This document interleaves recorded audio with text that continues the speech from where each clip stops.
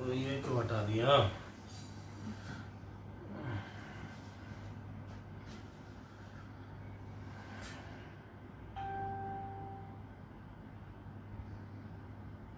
बोलो जयकारा बोल मेरे श्री गुरु महाराज की जय।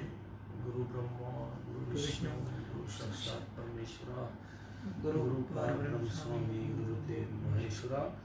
त्वमेव माता च पिता त्वमेव बंधु सखा त्वमेव विद्या च दर्वन त्वमेव देव देव देव वंदो चरण सरोज गुरु बुद्ध मंगलाकार। जय जय सेवतन होते हैं सागर से पार। गुरु जी के सिमरण मात्र से नाशत विघ्न अनंत। तासे सर्वपरम में ध्यावत है सब संत। आप प्रगटे जगत में जी का निस्तार में शब्द ना बनाए सुंदर जीव का उतारने। नम्रता और दीनता से हृदय सद्गुरु लीजिए। मैं हूँ शरणागत तुम्हारो दास कीजिए। बोलो जयकारा बोल मेरे श्री गुरु महाराज की जय। आज 7 जून 2020 वार रविवार। हमारा जो डेली सत्संग का कार्यक्रम हम प्रारंभ करते हैं। आज छुट्टी का दिन है। आप सभी लोग जो हैं आ जाइएगा।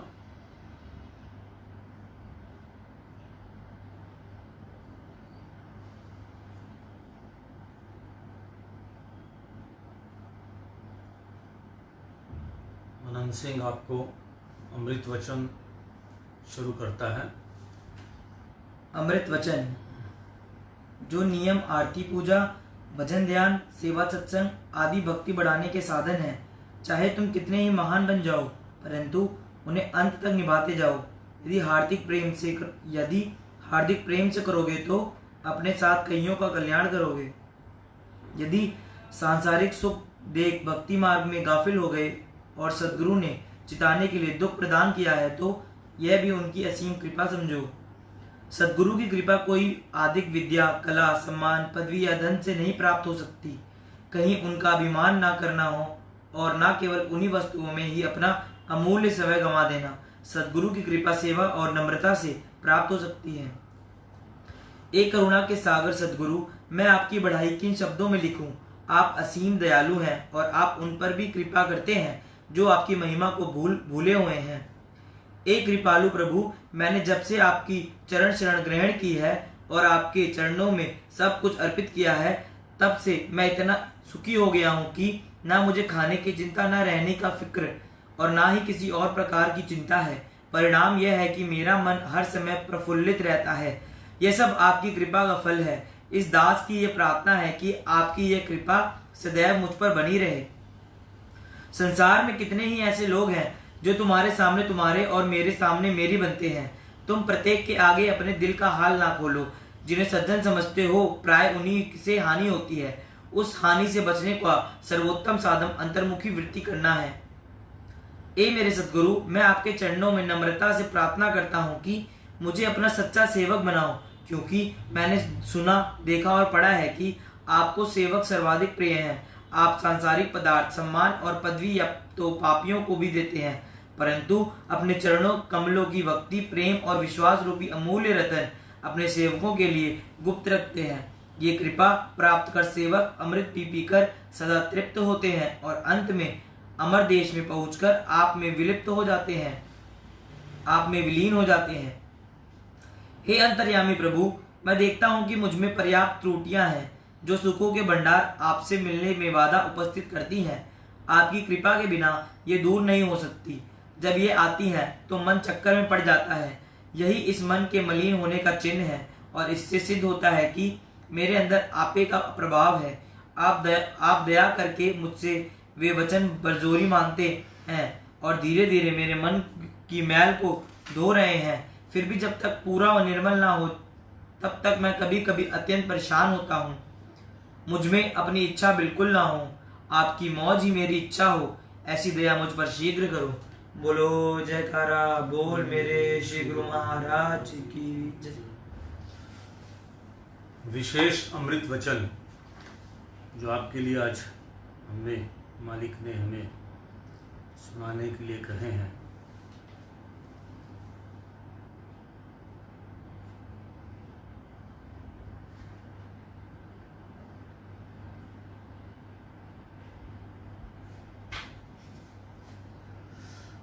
पूर्ण सद्गुरु का दर्शन तुम्हारी चिंताओं के पर्वत को चूर चूर कर देगा। कहीं कहते हैं कि सत्संग स्थान पर जाने से क्या आवश्यकता है। प्रत्येक स्थान का अपना अपना प्रभाव होता है। जैसे शराब खाना, जुआ घर, नृत्यशाला का बुरा प्रभाव मन पर पड़ता है, तो सत्संग स्थान के पावन वायुमंडल का प्रभाव क्यों नहीं पड़ता। ये हम पहले भी आपको बता चुके हैं कि आप जैसा क्लब में जाओगे आपको वहाँ का वह माहौल कैसा मिलेगा। आप कई लोग जाते ही होंगे, आप देखते होंगे। जुआ घर में जाएंगे तो वहाँ का कैसा माहौल होगा, वैसे ही आपको अपनी प्रविधि भी करनी पड़ेगी। डांस बार में जाते हो, हुक्का बार में जाते हो, आजकल तो लेटेस्ट बात करनी पड़ेगी ना आपसे। ये नृत्यशाला, ये जो है, ये सारी बातें पुराने टाइम की लिखी हुई हैं। आज के टाइम में तो वही बात मॉडर्न ढंग से करेंगे कि उनकी जो है इन्वायरमेंट जो है, जो हमारी वाइब्रेशन है वहाँ की, उस इन्वायरमेंट से वाइब्रेशन सब हमारी जो बनती हैं उनका प्रभाव आपको पता ही होगा। आप एक उदाहरण के लिए फील किया करो जाके, और फिर घर में आकर उसको लिखा करो कि वहाँ जाकर ऐसा कौन सा मन में बढ़िया विचार आया या बढ़िया बात आई या कुछ ऐसा कुछ हुआ। वहाँ के माहौल में आप किस तरह जाके फटाफट आपका मन कितना खुश हो जाता है। हमने भी जाके देखा है, ऐसी बात नहीं है कि बिना एक्सपीरियंस के हम आपको कुछ बता सकते हैं। इन चीज़ों में जब नेचर जो है जब भेजती है कहीं ना कहीं हमारे को, तो उसके पीछे उनकी पढ़ाई होती है। भगवान भी जो है, जैसे हमें हमारे स्कूल के बच्चों को हम पिकनिक पे ले जाते हैं ना, तो भाई कभी कहीं ले गए, कभी कहीं ले गए, उनको वहाँ दिखाने के लिए एनवायरनमेंट। तो नेचर भी जब अपने बच्चों को सिखाता है, लेकिन हम बैठ तो नहीं जाते ना वहाँ जाके, पिकनिक की और आगे बनती ना। तो इसी तरह जो है नेचर जो है वो आगे सिखाती है नेचर, और ले जाती है। किसी कुछ ले जाएगा। इसी तरह आपको शराब की आदत डलती है, कभी एक बार पी, उसके बाद आपको कई लोग उसमें हैप्चुअल हो जाते हैं। इसी तरह से जो है शुरू शुरू में ये सब फ्री में होता है, बाद में पैसे खर्च करके गंदी आदतों में, सोबतों में पड़ के अपने पैसे खराब करता है। मैं आपको एक बताऊं, हमारे घर के 2-3 डॉक्टर हैं। बड़ा आपको बताया कि मैं बड़ा प्रैक्टिकल आदमी हूँ, बड़ी बातें जो है एक्सपेरिमेंट करता था, और आज तक जीवन में एक्सपेरिमेंट करता आया हूँ। अपने बच्चों को भी देखता हूँ, एक्सपेरिमेंट करता हूँ, कुछ बातें ऐसी पूछता हूँ, पता लगता है नई बातों का। तो मैंने जो डॉक्टर थे हमारे ब्रदर, मेरे कज़न, तो मैंने उनसे पूछा, उन्होंने मुझे वो एक दिन अपने आप बताया। मैं उनको कोई मेडिसिन पूछ रहा था, तो MBBS कर रहे थे वो, उसका मेरे ख्याल 3rd ईयर था या 4th ईयर था, तो मेडिकल कॉलेज से। तो मैं उसने मुझे कुछ पढ़ते हैं ना, वैसे वैसे हमारे को ऐसी फीलिंग होती है कि ये सिम्टम हमारे में है। मतलब कि किताब में आपने पढ़ लिया कि कैंसर का सिम्टम क्या है या किसी भी बीमारी के सिम्टम पढ़ते हैं, तो उनको ऐसी फीलिंग होती है। सबको मुझे नहीं पता, लेकिन हो सकता है कि वो बहुत बड़े, जो ब्रदर हमारे बड़े एजुकेटेड डॉक्टर थे, बड़े DM की उन्होंने, हार्ट के स्पेशलिस्ट थे, तो उनको जो है मतलब कि ये वो बताते थे मुझे कि फीलिंग, कोई डिप्रेशन की किताब पढ़ते थे तो उनको ऐसा लगता था कि शायद ये सिम्टम मेरे में भी तो नहीं है। तो नेचर ऐसी उनको फीलिंग कराता है कि वो पेशेंट की फीलिंग को समझ सके, तभी डॉक्टर बनता है। तभी आप अच्छे डॉक्टर बन सकते हैं। अगर आपने पेशेंट की फीलिंग्स को नहीं समझी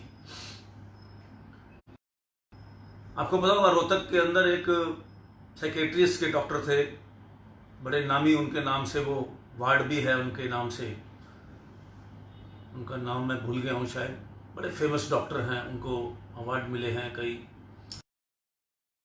डिप्रेशन हो गया था, इतना वो गहराई में चले जाते थे, तो जो है मतलब कि जो है उसके अंदर उसको इतनी फीलिंग्स के ले लेते, पेशेंट्स की इतनी ज़्यादा फीलिंग ले लेते अपने ऊपर। लास्ट में जब उनकी डेथ हुई तो डिप्रेशन में थे। डॉक्टर विद्यासागर उनका नाम था, जो रोहतक से, इसके बड़े नाम था और बड़ी दुनिया दूर दूर से उनको पेशेंट्स आते थे उनको देखने के लिए, आपको दिखाने के लिए। तो इसी तरह जो है आदमी जब इन जगहों में भक्ति में जाता है तो उसके इन्वायरमेंट्स में बुरी, तो उसमें उनको फीलिंग होती है, हर चीज़ की फीलिंग होती है। तो सच्चा सन्यासी किसी पर बोझ नहीं डालता, बल्कि वह कईयों के मन का बोझ दूर करता है। जो सन्यासी होता है वो किसी के जहाँ जाए उसमें कोई भी ऐसी जाके बोझ नहीं डालता कि ये करो वो करो, ऐसे बनाओ मेरे लिए, ऐसे खाना बनाओ मेरे लिए, ऐसे बिठाओ मेरे लिए, चद्दर बिछाओ, नए नए सिस्टम बनाओ मेरे लिए। हाँ, जो सेवक है वो तो उसका तो जो फर्ज है वो तो करेगा ही, लेकिन जो सन्यासी होता है वो इतना सादा होता है, वो तो कहीं बैठ के अपने अच्छे वचन सुनाने को आता है, और जो है किसी को तंग करने नहीं आता, वो तो रूखी सूखी जैसी हो वो खा के अपना। सन्यासी तो वही होता है, सच्चा सन्यासी वही होता है कि वो किसी पे बोझ नहीं बनता। ना वो कहता है कि मेरे को बहुत बढ़िया बिस्तर बिछा के दो, मैं यहाँ सोऊंगा, या कुछ ऐसा। वो अपना जो है चाहता है कि फटाफट मैं अपने यहाँ पे अंजल अपना लूँ और अपना चलता बनूँ। सन्यासी का काम यही होता है, चलते फिरते रहना, वो किसी पे बोझ नहीं बनता। जिन्होंने स्वयं नाम जपने में अन्य को नाम जपाने में समय व्यतीत किया, उन्होंने ही समय का वास्तविक लाभ ग्रहण किया। जो खुद भी नाम जपते हैं और दूसरों को भी नाम जपाते हैं, असली समय तो वही है। अब हम सत्संग कर रहे हैं, हमें भी फायदा है, आप सुन रहे हैं, आपको भी बहुत फायदा है, आप ही आगे और भी किसी को सुनाएंगे, उसको भी बहुत फायदा होगा। तो चेन है ये, अच्छे कर्मों को आगे से आगे, जितने सांस लोगों के आप, हमने अमृतवाणी मैगजीन जो इसीलिए शुरू की थी, जो दिल्ली में पूरी हमारे यहाँ फ्री बटती है पूरी जगह, तो उसका कारण सिर्फ यही था कि अगर एक आदमी को 1 घंटा लगता है उस किताब को पढ़ने में, 64 पेज हैं, तो उसकी वो इतनी सांसें जो हैं, वो उसने जो 1 घंटा जो अपनी श्वास अच्छे कर्मों में लगाए, कुछ बात उसके दिमाग में बैठ गई, सत्य वचन पढ़ के अखबार में, और उसके बाद संतों की शरण में जाकर हम अपने आप को इंसान बन सकते हैं, तो क्यों नहीं बन सकते। बाकी अच्छाई का परिणाम तो अच्छा ही होगा, जैसी संगत वैसी रंगत। तो इसलिए अपने आप को हमेशा कभी असभ्य महसूस मत करो। कई लोग अच्छे भक्ति की बातें करने वालों को असभ्य समझने लग जाते हैं, मतलब उनको यह लगता है कि ये आज के टाइम में किसी से भक्ति की बात करो, भगवान की बात करो, आज के बच्चों में या कहीं, वो भी पिछड़ा हुआ समझते हैं। जबकि हमारी सारी भक्ति विज्ञान पर है, एक एक शब्द हमारा विज्ञान पर है। जो भी है, आप जो भी हम ये पढ़ रहे हैं, ये टोटल विज्ञान है। आप इसको भक्ति समझ लें। आपको मैं हर चीज सिद्ध करके दिखा सकता हूं। ये लेटेस्ट जो है ज्ञान है, ये दुनिया का सबसे बेहतरीन विज्ञान है, ज्ञान है, विज्ञान है। जो भक्ति का जो रास्ता है, ये टोटल मालिक ने जो है हमें जो है सुखी करने के लिए ये सारे सिस्टम बना रखे हैं। एक एक शब्द, मैंने आपको उस दिन भी शब्द सुनाए थे, एक एक शब्द भी हमारे अंदर घुस गया और उसको हमने इम्प्लीमेशन कर दिया, तो रामबाण औषधि है ये। लाभप्रद सौदा करना चाहते हो तो संत सदगुरु से करो, वे असत्य के बदले सत्य देंगे। सतगुरु तुम्हें जिस वेश में रखकर भक्ति कराए वही वेश उत्तम है। मन के कहने पर जिद ना करो। कई बार आदमी सोचता है, अब हम सोचते हैं कि हमने ये पाठ करते हैं, थोड़े दिनों बाद अपने आप चोला पा लें, अपने आप ही सब कुछ कर लें। नो, जब मालिक बहुत अच्छे ढंग से चाहता है, जब उसको काबिल समझता है, तो कभी भी किसी चीज़ का अपने आप जो है मन से कुछ भी नहीं करना चाहिए। जैसे रखे मालिक वैसे ही चलना चाहिए। हजारों सूर्य चढ़े हों परंतु बिना सत्संग के आंतरिक आनंद विनष्ट नहीं होते। बेकार को कार्य में लगाना ही उसे उत्तम और वास्तविक संयोग देना है। किसी को बेकार आदमी है या बेकार कोई, उसको आप जो है अच्छी जगह लगा देते हो, तो उसको जो है अपने आप में बड़ा वास्तविक जो है ओरिजिनल जो उसकी मदद आप वही करते हैं। जो नाम नहीं जपते उनका मन कैसे शुद्ध होगा, तो ये पक्की बात है। जो भगवान का नाम सिमरन नहीं करते उनका जो है, उनका मन कभी भी अच्छा नहीं हो सकता, उनका मन शुद्ध नहीं हो सकता, उनके विचार मलिन ही रहेंगे। थोड़ी देर के लिए नाटक कर लेंगे वो। कई लोगों को मैंने देखा है, थोड़ी देर के लिए भगवान का नाम ले लिया ऐसे दिखाने के लिए, ये बड़े आध्यात्मिक हैं। असली में है कि बिना दिखाए आपने अपने अंदर नाम को बिठा लेना है, अपने आप चलता है नाम। जब आप शुरू कर दोगे, हर चीज़ की आदत है ना, आप किसी गाने को गुरु बनाते हैं, आपको बड़ा अच्छा लगता है, तो वो गाना अपने आप अंदर चलने लग जाता है। इसी तरह जब आपको नाम जपना शुरू कर देंगे और आदत डाल लेंगे, 24 घंटे वो चलने लग जाएगा। फिर आप अपने चेहरे की मस्ती देखिए, नूर देखिए, बिना खुराक खाए, बिना कुछ किए, बिना मेकअप किए, आपकी जो रंगत होगी, हम जो महापुरुषों के चेहरे पर रंगत देखते हैं, उसी नाम की रंगत है। यदि करेंगे भी तो मलिन मन वाला दूसरों की सेवा क्या करेगा, यदि करेगा भी तो छल ही करेगा। किसी को कुसंग से हटाकर सत्संग की ओर ले जाना उसे जीवन दान देना है।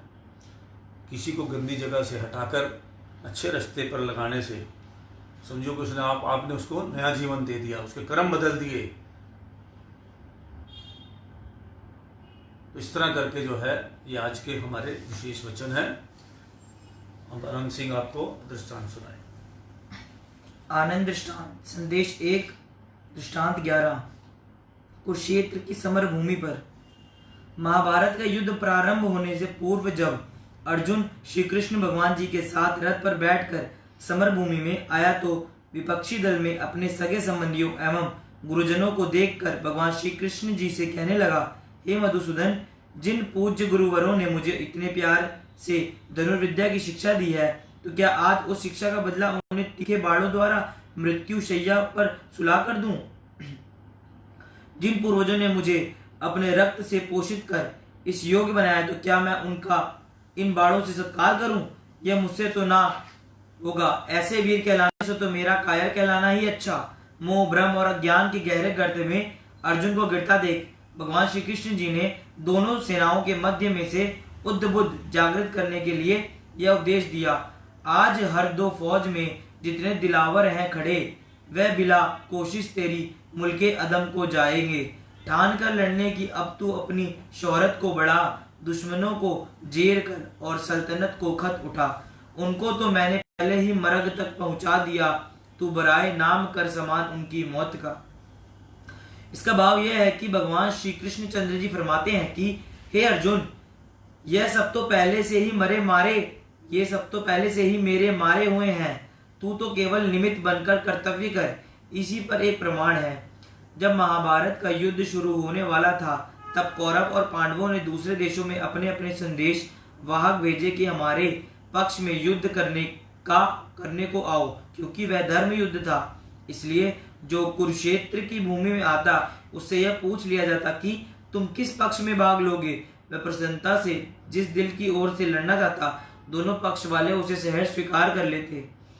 एक बार ऐसा हुआ कि रणभूमि में एक शूरवीर योद्धा भगवान श्री कृष्ण जी के आगे से निकला। भगवान श्री कृष्ण जी ने उनसे पूछा कि तुमने युद्ध में किस पक्ष की ओर से लड़ना है, बतलाओ। उस योद्धा ने प्रत्युत्तर में कहा, महाराज, जो दल पराजित होगा मैं उसी दल का पक्ष लूंगा। भगवान उसके इस अनोखे उत्तर जानते थे कि पराजित तो कौरव दल ने ही होना है। प्रकट मैं उस वीर को कहा, क्या तुम अपनी वीरता की कोई परीक्षा दे सकते हो? तब योद्धा ने कहा कि आप मेरी परीक्षा लीजिए, मैं अपने बाण इस पेड़ पर चलाता हूँ। मेरा तीर इस पेड़ के सब पत्तों में छेद कर मेरे पास वापस लौट आएगा। इतना कह उस योद्धा ने तरकश से तीर निकाला और कमान पर चढ़ाया। इतने में भगवान श्री कृष्ण जी ने उस योद्धा की नजर बचाकर पेड़ का एक पत्ता तोड़ अपने चरण के नीचे छिपा लिया। योद्धा ने अपना निशाना साध कर बाढ़ छोड़ दिया। वह बाढ़ पेड़ के सब पत्तों को बेचता हुआ भगवान श्री कृष्ण जी के चरणों में आ खड़ा हो गया। उस वीर ने भगवान जी से कहा, भगवान आप चरण दूर कर लीजिए, कदाचित कोई पत्ता आपके चरणों के नीचे है, इसलिए आप अगर चरण दूर ना करेंगे तो मेरे बाण आपके चरणों को छेदता हुआ पत्ते के पास पहुंच जाएगा। भगवान श्री कृष्ण ने उस योद्धा को कहा मानकर अपना चरण दूर कर लिया। तब वह बाण उस पत्ते को भेद कर वापस योद्धा के पास पहुंच गया। अब भगवान ने वृक्ष की ओर देखा तो सब पत्ते छिदे हुए थे। यह देख भगवान श्री कृष्ण चकित हो दिल में सोचने लगे कि यदि ऐसा शूरवीर योद्धा कौरव दल में सम्मिलित हो गया तो पांडव दल का विजयी होना कठिन ही नहीं असंभव है और हमारी सारी योजना पर पानी फिर जाएगा। कुछ देर सोचने के बाद भगवान श्री कृष्ण जी ने उस वीर से पूछा कि जहां तुम इतने शूरवीर हो वहां दानी भी अवश्य होगे। वीर ने कहा हाँ महाराज मैं दानी भी हूँ। भगवान कृष्ण जी ने कहा हम तुमसे दान में जो चीज मांगेंगे तुम दे दोगे। तब उस योद्धा ने कहा अवश्य दे दूंगा। उसकी स्वीकृति पर श्री कृष्ण जी ने कहा हमें तुम्हारे सिर की आवश्यकता है। तब योद्धा कहने लगे अपनी प्रतिज्ञा के अनुसार वैसा तो मुझे अपने सिर दे देना चाहिए, परंतु मैं तो इस युद्ध का कौतुक देखने का आया था। उसकी यह बात सुन भगवान ने उसे सांत्वना दी कि हम आपका विचार को पूरा कर देंगे, ये हम पर छोड़ दो, तुम युद्ध को पूरा कौतुक देख सकोगे। ऐसा सुन योद्धा ने सिर देना स्वीकार किया। तब भगवान ने सुदर्शन चक्र से उसका सिर काटकर धड़ से अलग कर दिया और एक बांस पर उसके सिर को स्थिर कर कुरुक्षेत्र के एक कोने में वह बांस गाड़ दिया। तत्पश्चात युद्ध आरंभ हो गया। जब 18 दिन में 18 अक्षौहिणी सेना काम आ गई और बड़े बड़े शूरवीर भी वीरगति को प्राप्त हो गए तथा युद्ध समाप्त हो गया। तब भगवान श्री कृष्ण जी ने उस योद्धा का सिर जो बांस पर नीचे उतरवाया और उस सिर से पूछा कि क्या तुमने युद्ध को कौतुक देख लिया है। तब उस सिर ने उत्तर दिया हाँ मैंने सब दृश्य देख लिया है। तब भगवान ने पुनः उससे पूछा तुम्हें इस युद्ध की में सबसे बड़ा शूरवीर योद्धा कौन दृष्टिगोचर हुआ। तब उस योद्धा ने उत्तर दिया कि भगवान मुझे तो इस विशाल सेना में एक भी शूरवीर दिखाई नहीं दिया। यहाँ तो आपका सुदर्शन चक्र ही चलता हुआ दोनों पक्ष के वीरों को काटे जा रहा था और सब शूरवीर तो केवल नाम मात्र ही युद्ध कौशल का अभिनय कर रहे थे। यह कहकर वह सिर शांत हो गया। इस दृष्टांत का सारांश यह है कि परमार्थ के कार्यों में अथवा अपने इष्टदेव जी की सेवा करते समय जीव को यह गर्व कदापि नहीं करना चाहिए कि मैं ये कार्य कर रहा हूँ। सत्पुरुष तो एक तिनके से भी पहाड़ को गिरा सकते हैं। रिद्धि सिद्धि उनके चरणों की चेरी होती है। जीव को परमार्थ पथ पर चलने के लिए वे उसे प्रत्येक कार्य में प्रत्यक्ष रूप से एक निमित्त बना देते हैं, लेकिन गुप्त रूप से तो उनकी अलौकिक शक्ति काम कर रही होती है। इसलिए सेवक को कर्तापन के अभिमान से कोसों दूर रहना चाहिए। अपने को कर्ता ना मानकर वे अपने सदगुरु जी को ही सब कुछ करने वाला समझे तथा गुरु दरबार की सेवा करते हुए अपने धन्य भाग्य बनाए। कभी भी मन के धोखे में आकर यह गर्व ना करे कि इस कार्य के करने वाले मैं हूँ। गर्व करने वाला सेवक सदगुरु की सेवा से फल से वंचित रह जाता है। निष्काम भाव से सदगुरु की हुई सेवा फलदायक हुआ करती है। ऐसी सेवा करने वाले सेवक की भक्ति के धन से मालामाल हो जाते हैं। बोलो जयकारा बोल मेरे श्री गुरु महाराज की जय। करण करावन अपने आप मानुष के कुछ नहीं हाथ। हम तो निमित्त मात्र हैं, सिर्फ अपना कर्म बनाते हैं अपना अहंकार करके कि हम इस काम को कर रहे हैं। हमेशा मन में जब भी अभिमान आ जाए जो मैं करता हूँ ये आप करो, उस टाइम मन में यही सोचना चाहिए कि हमारे बस में कुछ नहीं है, सब करने वाला मालिक है। जो कहेगा जो कराएगा हम कर लेंगे। तो इस तरह करके जो है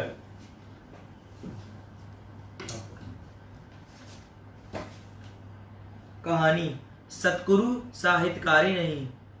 यदि कोई आदमी दलदल में फंस जाता है तो वह स्वयं को बाहर निकालने के लिए जितना जोर लगाता है उतना अंदर ही अंदर धंसता चला जाता है। जब तक उसे कोई अन्य पुरुष सहारा देकर बाहर न निकाले तब तक वह दलदल में ही फंसा रहेगा। ठीक ऐसा ही हाल माया में लिप्त इंसान का होता है। वह जितना इससे बाहर निकलने का यत्न करता है उतना ही अधिक फंसता चला जाता है। जीव को इस दलदल से मुक्ति दिलाने की सामर्थ्य केवल संतों के पास ही होती है। संत सतगुरु भक्ति की डोरी द्वारा माया में गलतान जीव को बाहर निकाल उसे नवजीवन प्रदान करते हैं। उनकी जितनी भी रचना होती है जीव कल्याण हेतु ही हुआ करती है। उन्होंने अपनी कृपा से जीव को मोह रूपी कीचड़ से निकालने के लिए आरती पूजा, सेवा सिमरन, भजन अभ्यास और सत्संग की मजबूती डोरियों बना दी हैं। जीव इतना इन नियमों पर अमल करेगा उतनी ही उसकी डोरियां शक्तिशाली हो जाएंगी। तब माया उस पर कोई प्रभाव नहीं डाल सकेगी। सत्पुरुषों के अतिरिक्त संसार में जीव को कोई भला नहीं कर सकता। जो भाग्यशाली जीव सद्गुरु की मौज के अनुसार चलते हैं वे निर्बंध होकर सच्ची शांति प्राप्त कर सुख स्वरूप हो जाते हैं। सुरती की संभाल। सद्गुरु सचखंड के वासी होते हैं। वे नर रूप धारण कर इस लोक में रहते अवश्य हैं, परंतु वे आम संसारी जीव की तरह जीवन जीने के पाबंद नहीं हैं। वे शरीर से ऊपर उठे हुए होते हैं और रूहानियत के बादशाह होते हैं। अपनी मौज से अपनी रूहों की संभाल करने के लिए अनामी लोग को छोड़कर धराधम पर अवतरित होते हैं। जो जीव उनके संपर्क में आकर उनकी सुरती को एकाग्रचित करके श्री चरणों में जोड़ लेते हैं वे उनसे रूहानियत का फैज प्राप्त कर लेते हैं। ऐसी विशेष रूहों को वे अपने ही लोक में प्रस्थान प्रदान करते हैं। गुरु निधाम दवासी असानु नाल ले जासी। सद्गुरु के शब्द की कमाई करने वाली आत्माएं अंत में सचखंड में निवास पाती हैं। गुरु शब्द में सुरती की तार को जोड़कर वे अमृत रस को पान करती रहती हैं। उन पर माया का विष कोई प्रभाव नहीं डाल सकता। भगत नामदेव जी जाति के छिपे थे, कपड़े पर छपाई का काम किया करते थे। एक दिन भगत त्रिलोचन नामदेव जी बैठकर चादरें छापने का काम कर रहे हैं तो उन्होंने कहा, नामा माइया मोहिया कहे त्रिलोचन मीत, काहे छिपूत छाई राम न लाभूत चीत। गुरुवाणी में वर्णन है कि भगत त्रिलोचन जी भगत नामदेव जी को संबोधित करते हुए कहते हैं कि आपको भी माया ने लुभा रखा है, क्योंकि आप राम नाम को छोड़कर कपड़े छापने का काम कर रहे हैं। परंतु भगत नामदेव जी की सुरती गुरु शब्द से जुड़ी हुई थी। उन्होंने उत्तर दिया, नामा कहे तिलोचना मुखते रामू समहाली, हाथ पाऊ करी कामू सबू चितु निरंजन नाली। गुरुवाणी में फरमाया है कि शरीर में भले ही छपाई का काम कर रहा हूँ, लेकिन मेरी सुरती सदा मालिक के चरणों संग जुड़ी हुई है। हाथ पांव से सब कार्य करते हुए भी जिह्वा से उस मालिक की सुमिरन चलता है। जिह्वा को सद्गुरु शब्द के रस में सराबोर कर लेने से मन के सभी दुश्मनों से सहज ही मुक्ति मिल जाती है। विषय विकारों की आसक्ति छूट जाती है। जो उठते बैठते सोते जागते अपनी सुरती को शब्द के संग जोड़ रखते हैं उन पर मालिक की असीम कृपा उतरती है। वे सब बंधनों से रिहा पाकर सुख स्वरूप के साथ मिलकर उसी में समा जाते हैं। बोलो जयकारा बोल मेरे श्री गुरु महाराज की जय।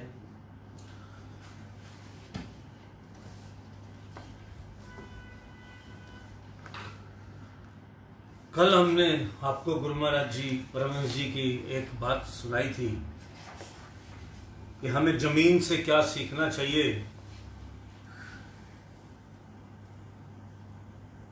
जमीन से हमें सम्मान देने का गुण धरती से लिया है। धरती से जो है सम्मान लेने का गुण लेना चाहिए। वो किसी को कुछ नहीं कहती। मकान बनाओ, खड्डे खोदो, कूड़ा फेंको, जैसे भी करो, तो धरती जो है वो आपको कुछ नहीं कहती। धरती ने सबको सब तरह से आराम मिलता है, परंतु वह किसी को भला बुरा नहीं कहती। जमीन पर बगीचे लगाओ, कांटे लगाओ, धरती की ओर से किसी को भी प्रति नहीं होती।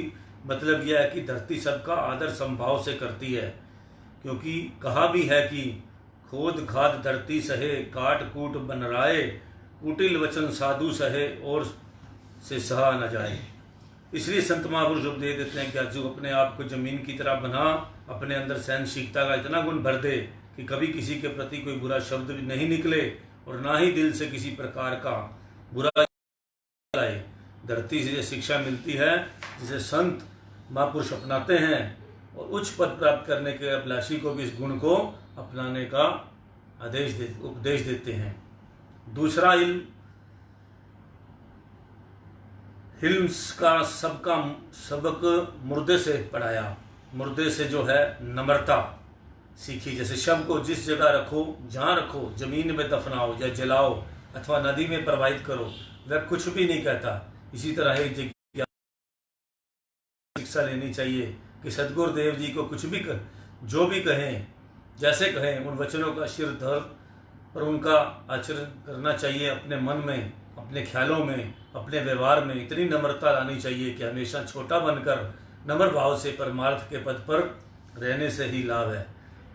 जिसमें अपने आप को छोटा माना उसने ही सब कुछ प्राप्त कर लिया। संत सहजोबाई जी ने कहा है, शीश कान मुख नासिक ऊंचे ऊंचे नाव, सहजो नीचे करने से सब कहूँ पूजे पाओ। मनुष्य के शरीर के अंगों में सिर, मुंह, नाक, कान ये उच्च पद पर स्थित है, परंतु पाँव नीचे होने के कारण सब कोई पाँवों को ही पूजता है।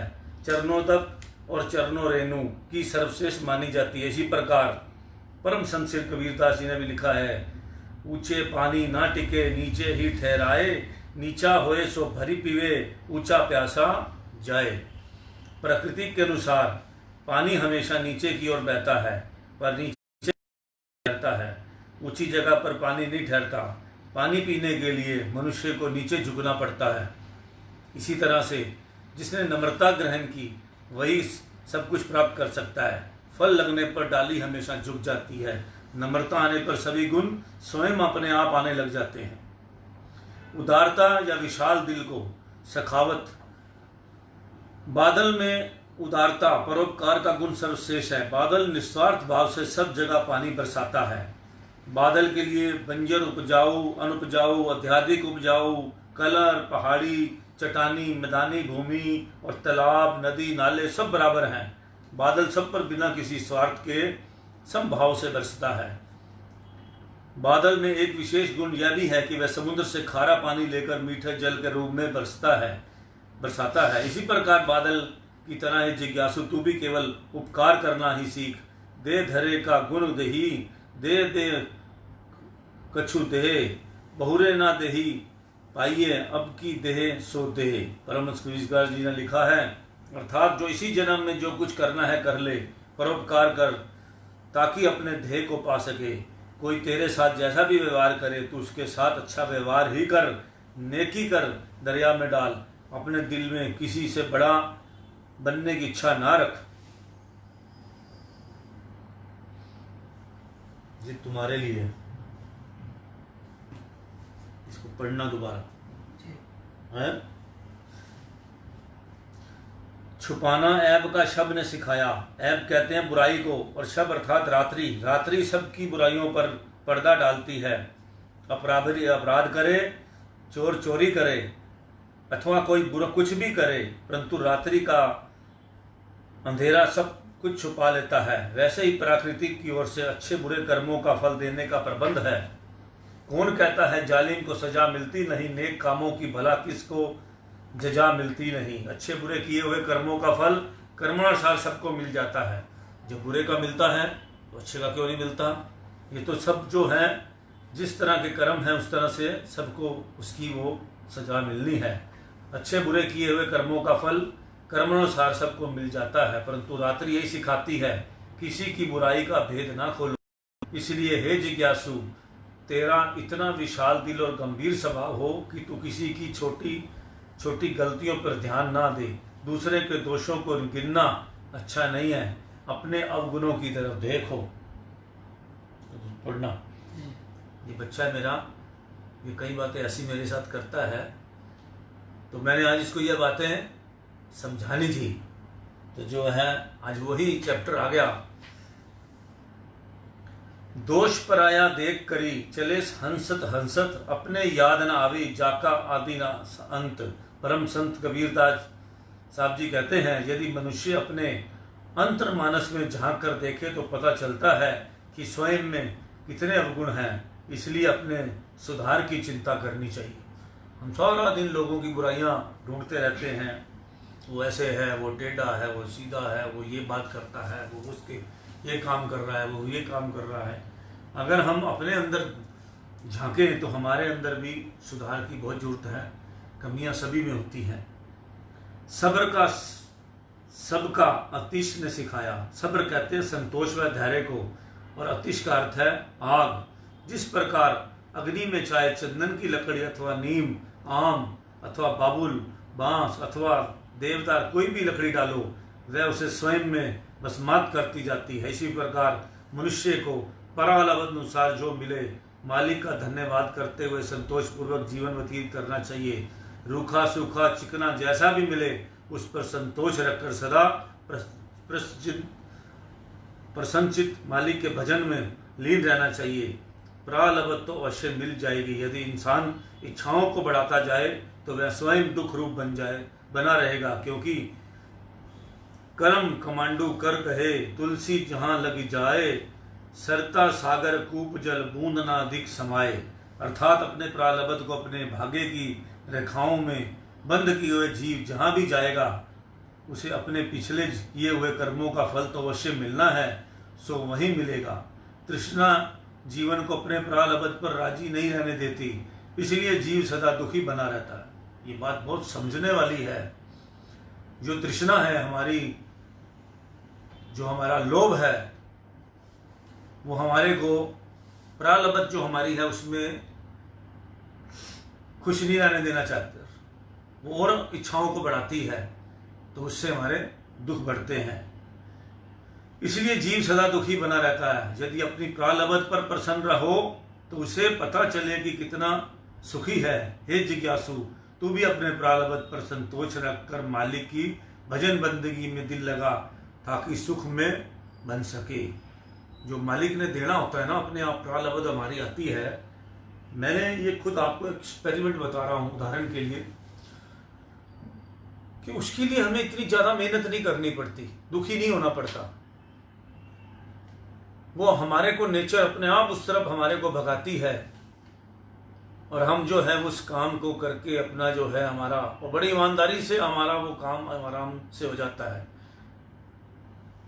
लेकिन जो काम हम फजूल के कई चीज़ ऐसे बढ़ा लेते हैं जो हमारी चद्दर से बाहर होती है, तो मालिक ने चद्दर का जो एक हमारा उदाहरण हमेशा बना हुआ है कि उतने पाँव पसारिए जितनी चादर होए। तो चादर का मतलब भी यही है, प्रारब्ध से बाहर चलोगे तो दुखी होगे। जो में मिल रहा है उसी पे खुश रहिए। कभी घी घना, कभी मुट्ठी चना, कभी वो भी बना ना बना, जैसा हो। आज के समय के लिए ये बहुत बड़ा जरूरी है कि जैसे मालिक जिस विधि राखे राम तिस विधि रहिए। अपना जो है दाल रोटी मिल रही है, जब कम मिलती थी तब भी बहुत अच्छी जिंदगी गुजारी, इससे भी ज़्यादा बढ़िया।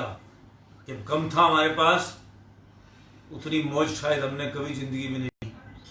ज़्यादा हुआ दुख साथ आए। तो हमेशा आप भी जब भी याद करो, जब आपके संघर्ष के दिन होंगे, साइकिल पे घूमते होंगे, जब आप आराम से, कितना आनंद आता होगा। आजकल तो ठंडी हवा चलती है, उसकी फीलिंग भी नहीं आती। हम इतने हैबिचुअल हो चुके हैं एसी के, और जो है ये भौतिक पदार्थों के इतने हम गुलाम हो चुके हैं। आज हमें बड़ा अनस्टैंडर्ड लगता है बाहर चारपाई पर बैठ के बात करना या बैठ का आनंद लेना।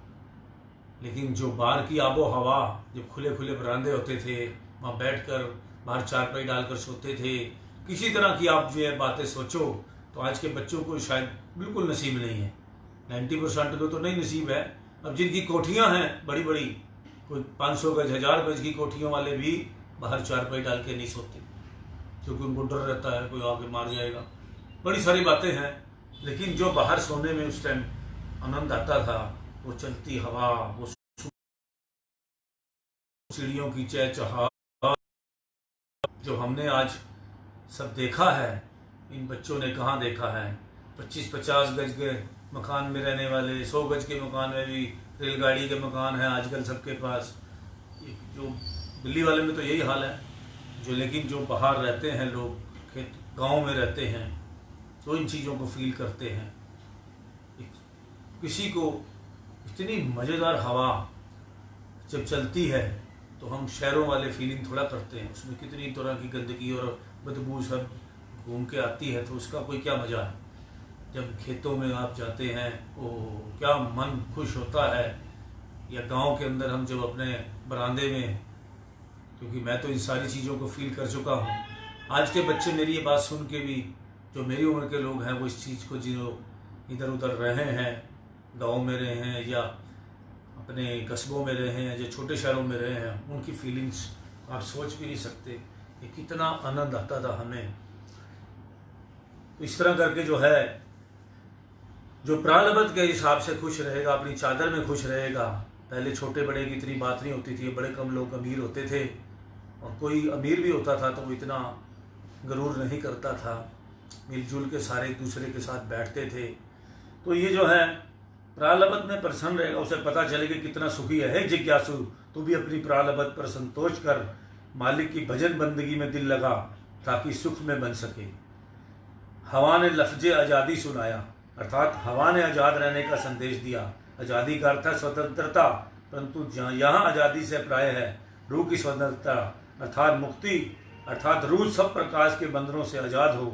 मनुष्य की रूह काम, क्रोध, लोभ, मोह, अहंकार आदि बंधनों में बन चुकी है। हवा कहती है कि जैसे मैं स्वतंत्र हूँ, वैसे तुम भी रूह को इस बंधनों को से आज़ाद करो, परंतु यह रूह आज़ाद कैसे हो। कितना लोभ, लालच, क्रोध, ईर्ष्या, द्वेष, हम इन चक्रों में कितना फंसे हुए हैं। तो हवा हमें ये सिखाती है कि इन चीज़ों से निकलो और अपने आप को मुक्ति के रास्ते चलो और अपना स्वतंत्र रहो। दोहा, बंदे को बंधा मिले, छूटे कौन उपाय, कर सेवा निर्बंध की, पल में लेत छुड़ाए। परमहंस कबीरदास जी का ही दोया है ये। यह जीव तो माया मोह के बंधनों से जकड़ा हुआ है, जिसे समय के संत महापुरुष जो कि स्वयं इन बंधनों से मुक्त होते हैं, वही जीव को आदि व्याधि उपाधि त्रय पापों से मुक्त करा सकते हैं। अर्थात जीव इन विकारों से निकलने के लिए स्वयं समर्थ नहीं है। संत महापुरुष जिस भक्ति पथ को दर्शाते हैं, वे भी यही कहते हैं कि भक्ति अमन स्वतंत्र है। इस मार्ग पर चलने से ही जीव स्वतंत्र हो सकता है, क्योंकि जो स्वयं बंधन मुक्त होगा वही बंधन में पड़े हुए को छुड़ा सकता है।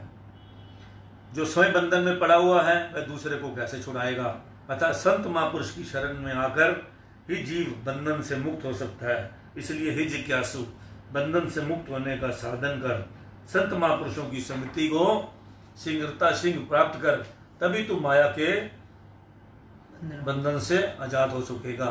अब बाकी का हम इसी में अभी और भी है, हम आपको सुनाएंगे। एक कल बैलेंस जो है इसका अभी हमारे 3, 4, 5 और हैं। अभी जो है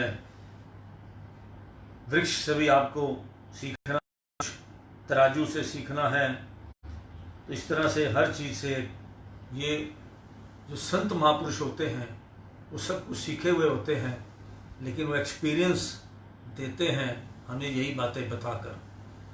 आते हैं जो हमारे कल्याण के लिए, तो हमें ये अपना तजुर्बा देते हैं कि इस तजुर्बे से आप अपने आप को सुखी रख सकते हैं। अगर थोड़ा सा भी तजुर्बा हमने उनसे ले लिया, ये बातें उनसे सीख ली, तो हम कहीं के कहीं पहुंच जाएंगे। ये सारी चीज़ें जो आपको ये लग रही हैं इस टाइम, बड़ी जो इस टाइम माहौल जो चल रहा है,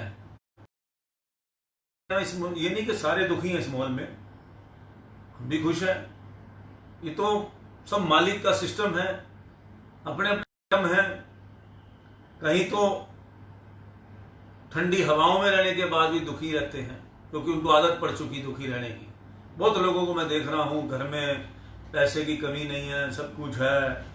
वो ये कहानी है कि 7 जन्म तक अपने बच्चों की 7 पुश्तें खाने के लिए उन्होंने जोड़ रखा है।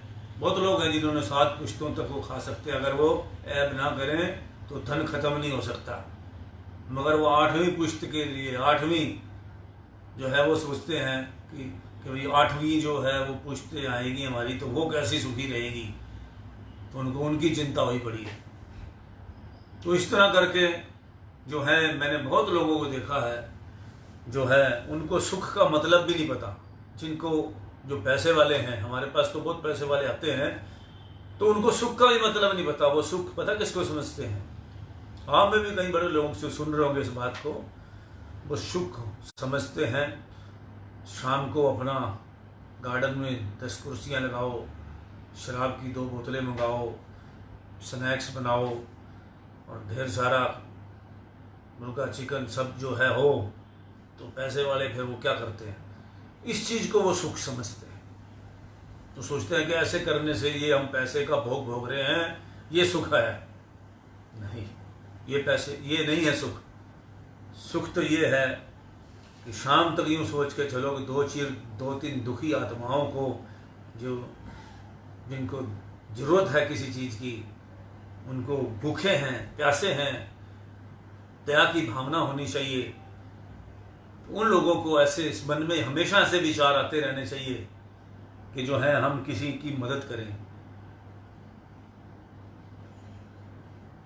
एक गाना है, किसी का दर्द मिल सके तो ले उधार, जीना इसी का नाम है।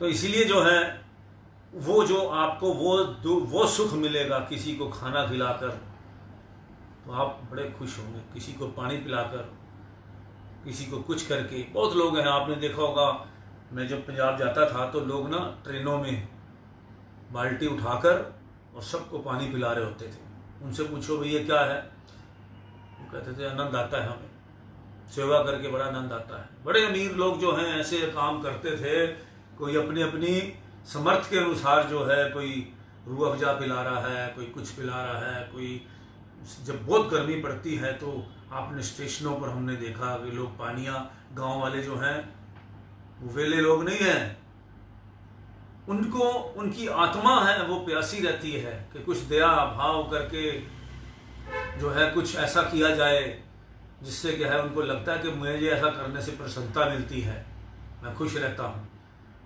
और जिन्होंने आदत डाल ली किसी को दुखी करके खुश रहने की, फिर उसका तो कहना ही क्या, जो तो कर्म से कर्म कमाया जा रहा है।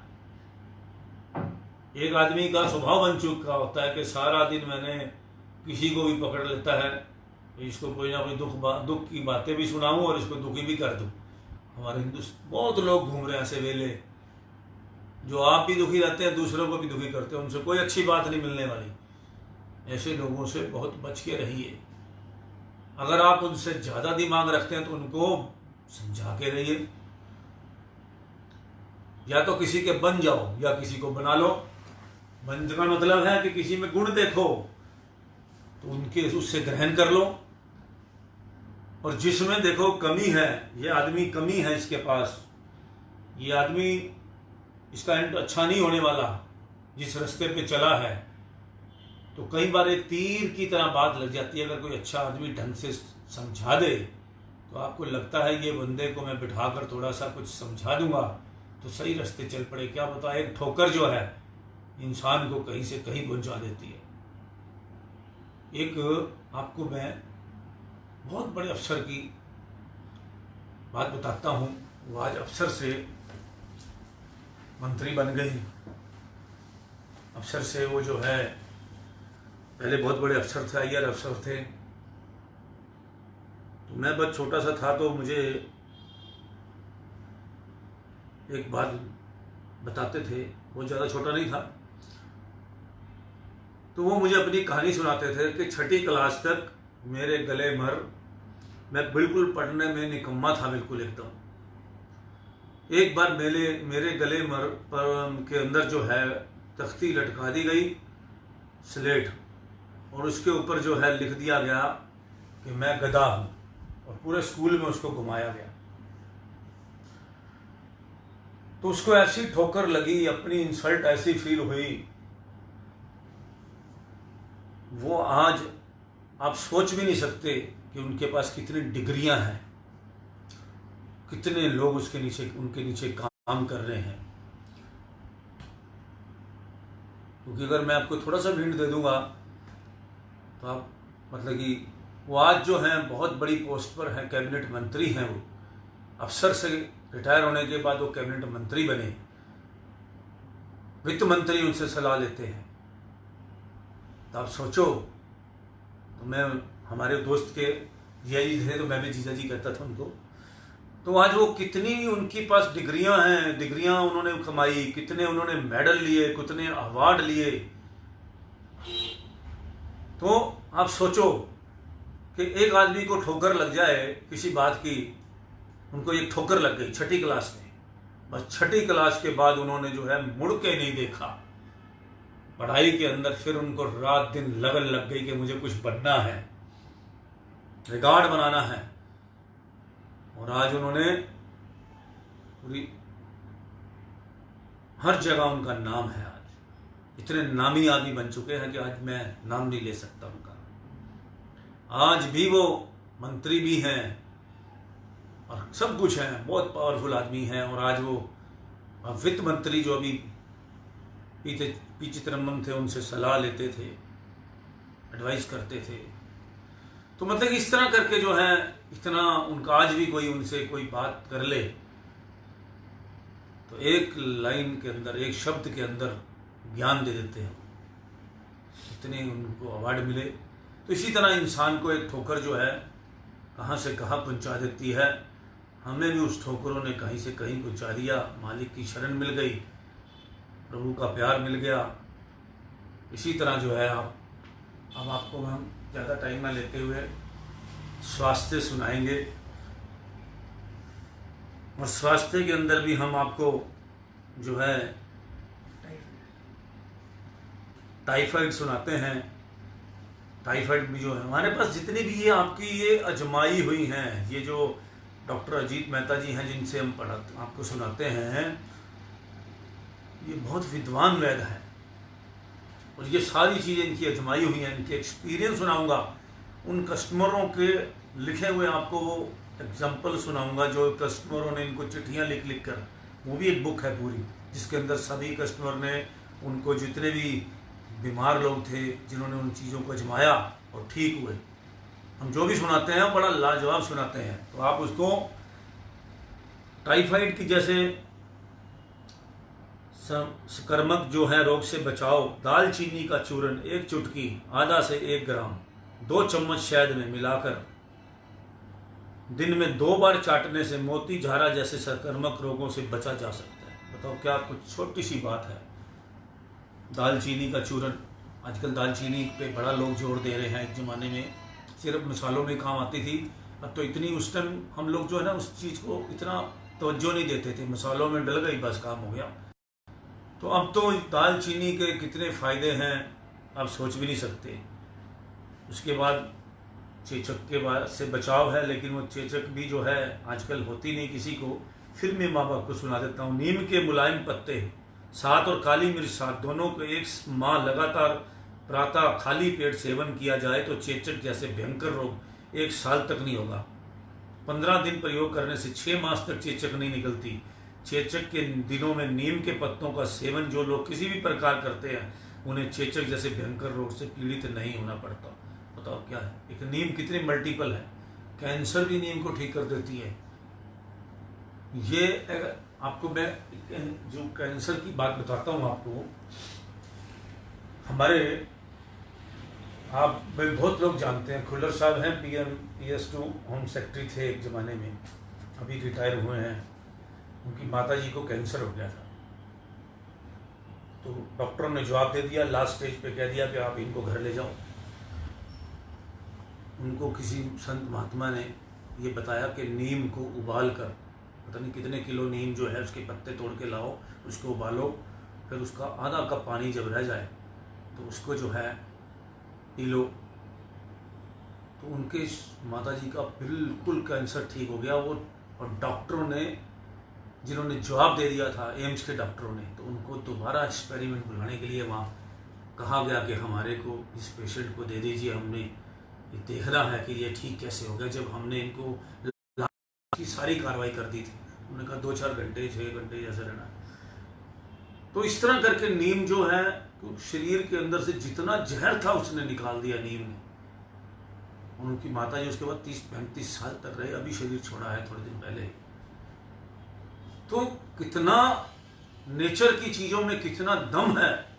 मैं तो उन चीज़ों को उदाहरण देता हूँ जो मैंने खुद देखी है और जिनसे बड़ी, सिर्फ लोगों ने क्या किया, या तो जिसकी आयु हुई थी वो लोग शरीर छोड़ गए, या उन्होंने शरीर छोड़ा जिस बीमारी से जिन्होंने उसको प्रॉपर ढंग से इस्तेमाल नहीं किया। मैंने आपको कैंसर का, ब्लड कैंसर का लाजवाब इलाज बता रखा है। 150 पत्ते सवेरे नीम के, 150 शाम को दही के साथ दीजिए।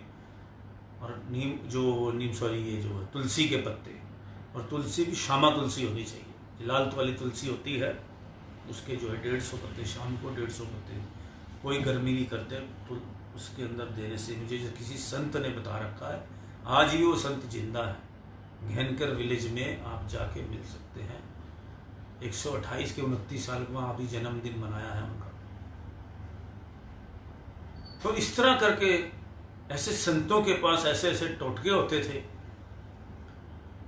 ऐसे ऐसे संतों को आपको बताऊं, जो संतों के पास जो मिलता है वो कहीं नहीं मिलता। तो संत के पास आप चले गए तो लास्ट इलाज है, अगर बच गए तो वहीं भगवान की तरफ से है। बाकी जिनकी मालिक की तरफ से घट गए हो, सांस ही ना हो, उनके बकाया बचे ही ना हो, उनको तो खैर कोई दवाई नहीं बचा सकती जिनकी आ गई। और बाकी जिन्होंने बचना है, अगर वो कोशिश करें तो ये जो आयुर्वेदिक औषधि हैं हमारे, आज आपको सबको नज़र आ रहा होगा कि जो विदेशियों ने हमारे को ये केमिकल बेचने के लिए हमारे को किस तरह से भटका दिया, हमारी दवाइयों को, हमारी सब चीज़ों को बेकार करने लग गए।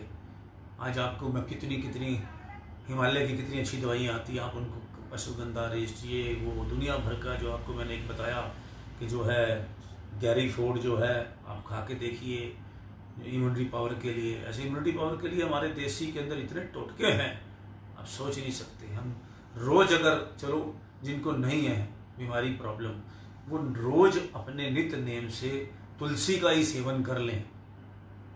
आज बच्चों को तुलसी घर में उगानी सिखाइए, उनको पानी देना सिखाइए। हम तुलसी को अपने घर में उनकी इज्जत ही नहीं देते।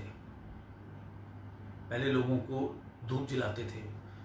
तुलसी का बारे में अभी मैं आपको एक चीज़ दिखाऊंगा, उसके अंदर लिखी हुई है जो आपको मैं सुनाना चाह रहा था। पीलिए से बचाओ, 5 मिनट तक उबाल कर रखा हुआ पानी पीने से पीलिया रोग का बचाव होता है। सिर्फ देखो 5 मिनट तक उबालते रहो पानी को और उससे पीलिए से बचाव हो जाता है। और आपको देखो कितनी बड़ी बात लिखी है, दूषित जल से बचाओ। अगर गंदा पानी कहीं पीने को मिल जाए तो उसके अंदर तुलसी की हरी पत्तियां 4 लीटर जल में 25-30 पत्तियां डालने से जल शुद्ध और पवित्र हो जाता है। आप देखो जितना उसके कीटाणु हैं तुलसी उसको खत्म कर देती है। इसलिए जल को कपड़े से छानते समय तुलसी की पत्तियां कपड़े में रखकर जल छान लेना चाहिए। तुलसी की पत्तियों में खाद्य वस्तुओं को विकृत होने से बचाने का अद्भुत गुण है। जब आप सूरज ग्रहण वगैरह लगता है तो हम डालते हैं ना तुलसी की पत्ती हर चीज़ खाने वाली में, कि उसके अंदर कोई बैक्टीरिया ना आ जाए। सूर्य ग्रहण आदि के समय जब खाने का निषेध होता है तब खाद्य वस्तुओं में तुलसी की पत्तियां डालकर यह मान लिया जाता है कि वस्तुएं विकृत नहीं हुई है। मृत व्यक्ति के पास भी तुलसी का पौधा रखने की परंपरा के पीछे भी यही रहस्य जान पड़ता है। जहाँ पर तुलसी का पौधा होता है उसके आसपास 600 फुट की वायु से प्रभावित होती है और परिणाम स्वरूप मलेरिया, प्लेग और क्षय के कीटाणु नष्ट हो जाते हैं। समय रहते अभी तुलसी उगा लो, आपके चारों कम से कम 2-3 तुलसियाँ आपके यहाँ अच्छी जगह पर जहाँ धूप आती हो उसको ढंग से रखो और जो है उनकी रोज़ उसको पानी हल्का सा दो, थोड़ी गुड़ाई करो, थोड़ा खाद डालो, तो रोज़ उसके 5-7 पत्ते सवेरे उठ के जो है ये ले लो तो कितने मल्टीपल प्रॉब्लम्स ठीक हो जाती हैं। और पानी जो आप पीते हैं उसके अंदर ताकत आ जाएगी। चाहे बिसलेरी का पानी उसमें डाल के 5-7 पत्ते रख दो, ये एफर्ट्स कोई नहीं करता। एक गोली निकालेंगे पत्ते में से गोली निकालेंगे वो डालने के लिए सबके पास टाइम है, लेकिन ये एफर्ट्स कोई नहीं कर सकता। विभिन्न रोगों में कीटाणुओं का नाश करने में समर्थ तुलसी जहाँ शरीर के भीतर रक्त आदि को शुद्ध करने और विभिन्न प्रकार के दोषों को दूर करने की आश्चर्यजनक शक्तियाँ, वहाँ तुलसी की गंध से चारों दिशाओं की वायु को शुद्ध और स्वच्छ प्रदान बनाने की अद्भुत क्षमता है। वास्तव में कि दिव्य गुणमयी चमत्कारपूर्ण अमृत बूटी है।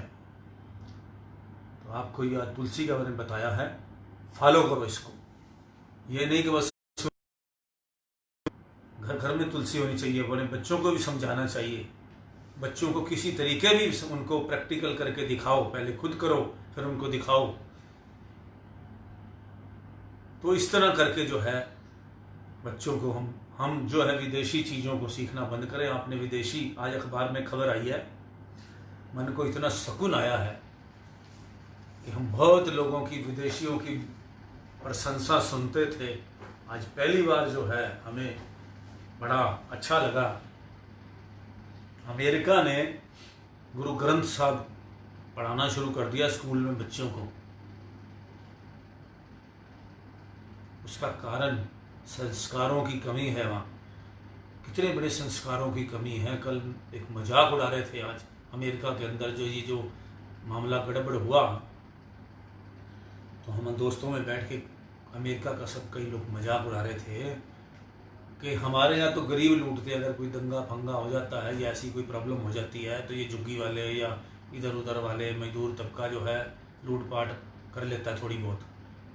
वहाँ तो अमीर लोग जो हैं कारों वाले आके स्टोरों को लूट गए। ये सभ्यता है, वो सिखाएंगे हमें कुछ। आज भी मैं कह रहा हूँ हर अच्छी बात हमारे में है।